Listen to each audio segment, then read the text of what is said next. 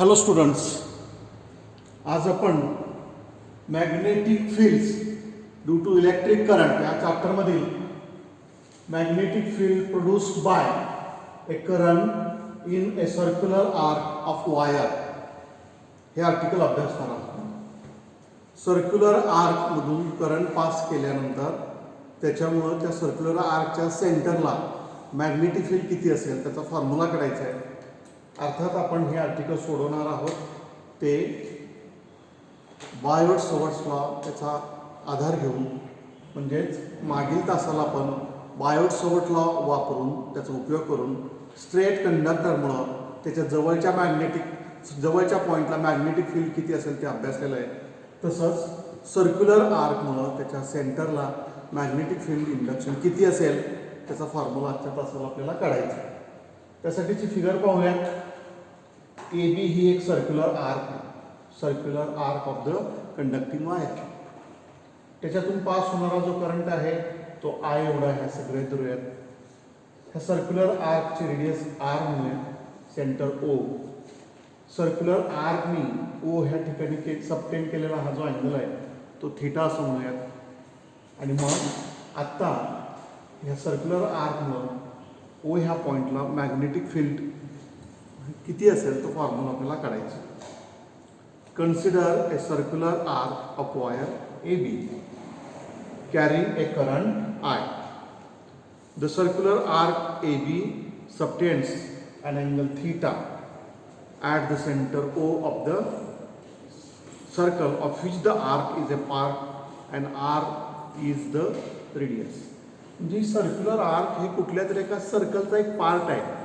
त्या सर्कलचा हा सेंटर आहे आणि त्या सर्कलचाच रेडियस म्हणजे स्मॉल आर आहे. आपल्याला बायोट-सवर्ट्स लॉ वापरायचा आहे.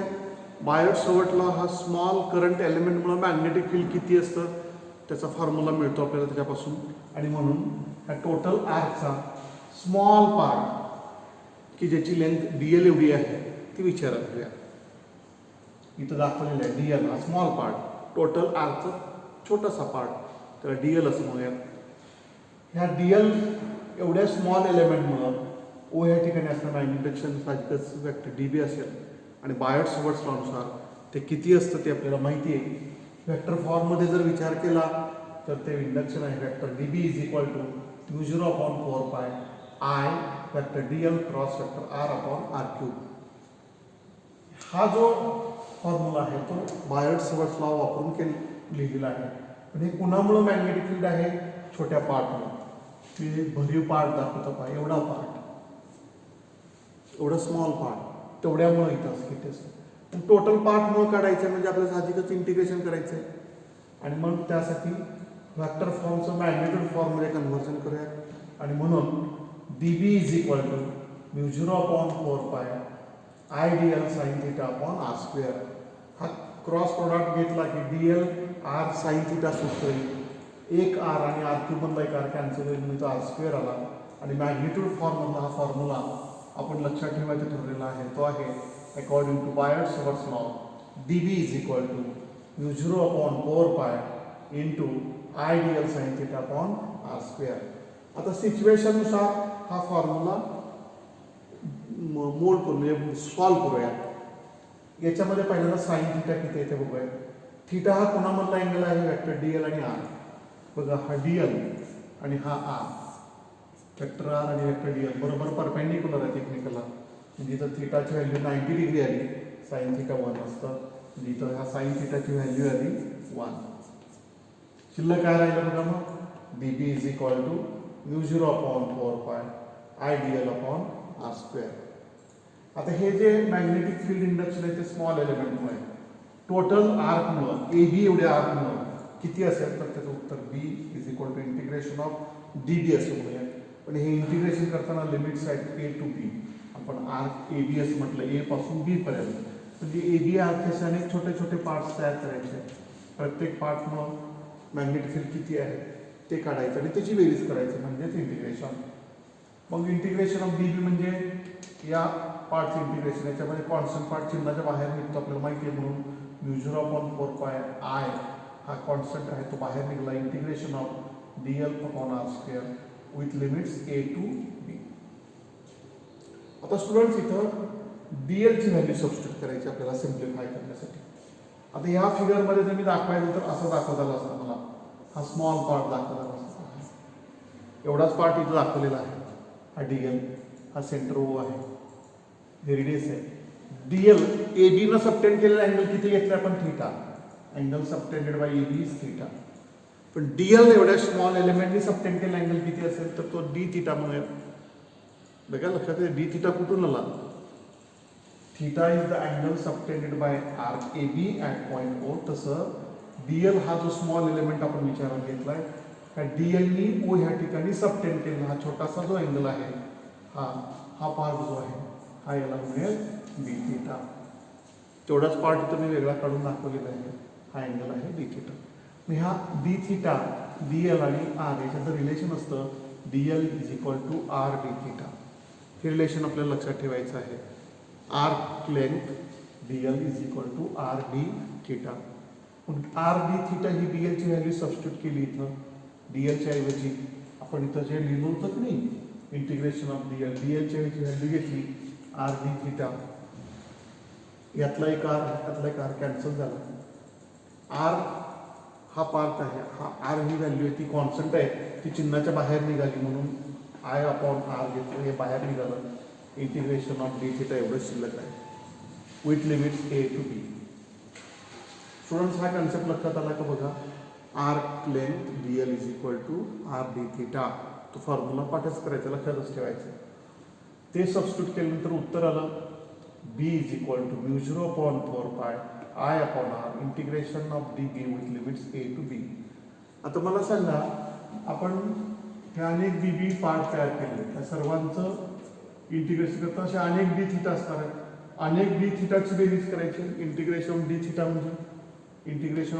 म्हणजे अनेक D थीटांची बेरीज. ती बेरीज म्हणजे थीटा असणार आहे, कारण आपण total angle subtended by AB is theta. म्हणजे ह्या इंटिग्रेशनचं जे उत्तर आहे, हा जो पार्ट आहे आता सर्कल केलेला आहे, त्याचं उत्तर साहजिकच काय असणार आहे? थीटा. त्याचं उत्तर आहे थीटा, म्हणून इथे लिहिलं आहे थीटा. आणि मग शेवटी फॉर्म्युला आला B is equal to mu 0/4 pi I upon R into theta.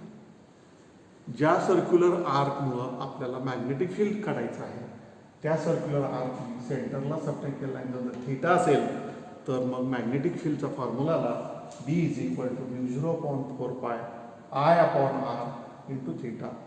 ह्यातल्या व्हॅल्यू बघा, हा I म्हणजे current through that arc, R म्हणजे तो आर्क ज्या सर्कलचा भाग आहे त्या सर्कलची रेडियस, आणि थीटा म्हणजे त्या आर्कनी सर्कलच्या सेंटरला सबटेंड केलेला angle subtended bye arc at the centre of that circle. तो थीटा हा झाला फॉर्म्युला, फायनल फॉर्म्युला. आता आपण याच्या काही दोन स्पेशल केसेस बघणार आहोत. सर्क्युलर आर्क ही पूर्ण सर्क्युलर आर्क आहे, त्याला पूर्ण वर्तुळात रूपांतर केलं, काय त्याला अर्धवर्तुळात रूपांतर केलं. फॉर्म्युला कशा प्रकारे बदलेल ते आपण बघूयात. पहिल्यांदा बघूयात, पूर्ण वर्तुळ जर कन्सिडर केलं तर हाच फॉर्म्युला कसा बदलेल. That is magnetic field at the centre of a full circle of wire carrying a current. मग जस्ट इमॅजिन करा, इथं जर पूर्ण सर्कल आपण इमॅजिन केलं तर त्याच थीटाची व्हॅल्यू किती असेल बघा. हे छोटा सर्कलचा छोटा पार्ट विचारात घेतलाय, त्याच्याऐवजी मी टोटल सर्कलच विचारात घेतलं तर जस्ट इमॅजिन त्याचा थीटा किती असेल. हा थीटा टोटल एवढा अँगल येईल की नाही, हा तो एवढा अँगल म्हणजेच तो 360 डिग्री 2 पाय. म्हणजे ज्यावेळेस आपण ह्या आरच्या ऐवजी फुल सर्कल विचारात घेऊ, त्यावेळेस ह्या फॉर्म्युल्यामध्ये फक्त थीटा बदलणार आहे, आणि तो थीटा असणार आहे 2 पाय. येते का लक्षात? या आरच्या ऐवजी टोटल सर्कल विचारात घेतलं तर थीटाची व्हॅल्यू त्यावेळेस किती असेल बघा. इथून सुरुवात झाला, इथं थांबलो आपण. ही 360 डिग्री आहे किंवा 2 पाय एवढी आहे, म्हणजे थीटाची व्हॅल्यू आली 2 पाय. मग आपण थीटा इज इक्वल टू 2 पाय जर घेतलं, म्हणजे for circular wire theta is equal to 2 pi. 2 पाय ही जी व्हॅल्यू इथं सबस्टिट्यूट केली, हा पाय आणि 2 पाय मधला एक पाय कॅन्सल होईल, 2 नी 4ला भाग जाईल, उत्तर 2 येईल. म्यू 0I न्युमरेटरला तसाच अपॉन 2I. या 4चं पण कन्वर्जन 2 मध्ये झालं, 2 भाग गेल्यामुळं. आणि मग सर्क्युलर वायरसाठी फॉर्म्युला आहे बी इज इक्वल टू μ0I/2R. म्हणजे आपण नुसतं आरसाठी फॉर्म्युला काढून थांबलेलं नाही, त्यावरून आपण सर्क्युलर वायरकडे पण गेलो, सर्क्युलर लूपकडे पण गेलो. आणि मग सर्क्युलर लूपच्या सेंटरला मॅग्नेटिक फील्ड किती असेल तर त्याचा फॉर्म्युला आहे μ0I/2R. तशी अजून एक शक्यता पाहिजे, समजा ते सेमी सर्कल असेल, अर्धवर्तुळ असेल तर बघा, सेमी सर्कल असेल तर आता आपण जेवढा पार्ट घेतला त्याचा अर्धाच पार्ट घ्यावा लागेल ना मला. इथंच मी हा बदल करून दाखवतो, लक्षात येते का बघा. सेमी सर्कल असेल तर ते अशा प्रकारे येईल ना, एवढाच पार्ट येईल ना, एवढाच अँगल येईल. म्हणजे आता थीटा बरोबर किती येणार आहे पाय. जर आपण सेमी सर्कल विचारात घेतलं तर थीटा इज इक्वल टू पाय. म्हणजे हे अर्धवर्तुळ जर विचारात घेतलं तर थीटा फक्त बदलणार आहे, त्याची व्हॅल्यू 2 पाय. ज्यावेळेस सर्कल घेतलं त्यावेळेस थीटा इज इक्वल टू 2 पाय आलं. अर्धवर्तुळ घेतोय, सेमी सर्कल घेतोय, थीटा इज इक्वल टू पाय आलं. थीटाची व्हॅल्यू पाय एवढी ठेवली तर पाय पाय फक्त कॅन्सल होईल. म्हणजे बघा बी इज इक्वल टू काय, म्हणून बी इज इक्वल टू μ0/4 हा कॉन्स्टंट पार्ट तसाच आहे, I/R तसाच. आणि थीटा हा जो थीटा आहे ह्या थीटाच्या ऐवजी किती व्हॅल्यू येणार आहे पाय. हा पाय कॅन्सल होईल आणि म्हणून बी इज इक्वल टू फॉर्म्युला शिल्लक असेल μ0I/4R. म्हणून काय फॉर्म्युला असेल बघा, μ0I/4R.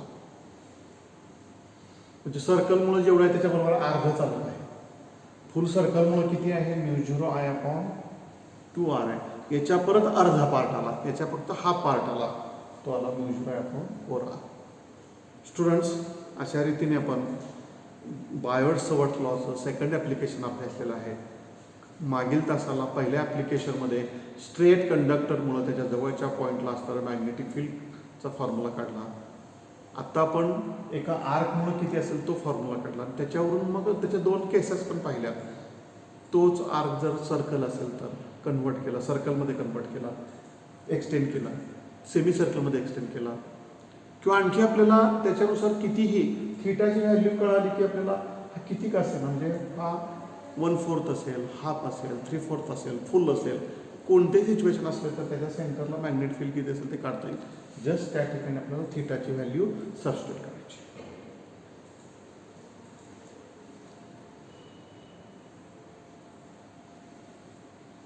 स्टुडंट्स, इथं आपण आता फिगरची जी जॉमेट्री वापरली ती थोडक्यात एकदा परत सांगतो आणि मागच्या तासाला आपण थांबूयात. फिगरच्या जॉमेट्रीमध्ये आपण हा फॉर्म्युला वापरला होता direct, DL is equal to R d theta. खरं तर arc S is equal to R theta असा फॉर्म्युला आहे, बेसिक फॉर्म्युला. पण आर्क इथं जी आहे दाखवलेली ही आर्क, ही जी लेंथ आहे त्यातला आपण छोटा पार्ट विचारात घेतो, छोट्या पार्टसाठी ते काढलेलं आहे. बऱ्याच वेळा इथं विद्यार्थी गडबडतात म्हणून हे रिपीट केलं. हे d थीटा कुठून आलं, हे टोटल आर्क AB आहे, त्याचे अनेक छोटे छोटे भाग केले, त्यातला एक भाग विचारात घेतला, त्याची लेंथ BL, आणि मग त्यांनी सबस्टेट केलेला O या ठिकाणी angle d theta. R d theta आणि DL याच्यात रिलेशन आहे, ते आपल्याला पाठच करायचं, लक्षात ठेवायचं आहे. ते आहे DL is equal to R d theta. S आर्कला जर S सिम्बॉल नसता तर S is equal to R theta असा बेसिक फॉर्म्युला तुम्ही मॅथमॅटिक्समध्ये अल्जेब्रामध्ये कुठेतरी अभ्यासलं असेल, जॉमेट्रीमध्ये वगैरे, ट्रिग्नोमेट्री म्हणजे तुमचं जे काय मॅथमॅटिक्स आहे 10वीपर्यंत त्यात कुठंतरी हे आलेलं आहे. त्यात तो फॉर्म्युला आहे arc S is equal to R theta. एसची जागा आता DLने घेतली, रेडियस तसाच आहे, आणि थीटा जागा D थीटाने घेतली, म्हणून DL is equal to R d theta. हा फॉर्म्युला आपण इथं वापरतोय, सबस्टिट्यूट करतोय. हे डेरिव्हेशन सोडवत असताना परीक्षेमध्ये बऱ्याच वेळा ही स्टेप आठवली नाही तर पुढे जाताना अडचण होते, कसं आलं कळत नाही आहे. मग असे जे फॉर्म्युले येतात ते आपल्याला पाठच करायचे. आर्कचा फॉर्म्युला आहे arc DL is equal to R d theta.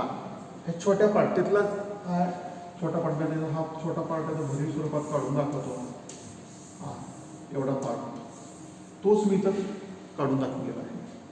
हा पार्ट DL आहे, हा रेडियस आहे, आणि हा त्यांनी सबस्टेट केला अँगल d थीटा, यातलं हे रिलेशन. आणि मग ही व्हॅल्यू आपण DLची व्हॅल्यू तर सबस्टिट्यूट करतो, त्यातला R कॅन्सल होतो. एक आर शिल्लक राहिला तो परत कॉन्स्टंट आहे, कारण DL कुठलाही घ्या, याच्यावरचं कुठलाही DL घ्या, प्रत्येकासाठी आर कॉन्स्टंट आहे आणि म्हणून आर पण चिन्हाच्या बाहेर निघाला आणि मग इंटिग्रेशन ऑफ डी थिटा. आता इंटिग्रेशन ऑफ डी थिटाचं थिटा कसं आलं, सोपं आहे. छोट्या पार्टमुळं असणारा अँगल डी थिटा, टोटल पार्टमुळं असणारा अँगल तो ऑलरेडी आपण थिटा अजून केलाच आहे आणि म्हणून integration of d theta with limits a to b is equal to theta हे सबस्टिट्यूट केलं आहे. आणि मग त्याचे दोन केसेस पाहिले, सर्क्युलर लूप आणि सेमी सर्क्युलर लूप. त्यात फक्त थिटाच्या व्हॅल्यू ठेवल्या की आपल्याला त्याचं उत्तर काढता आलं आहे.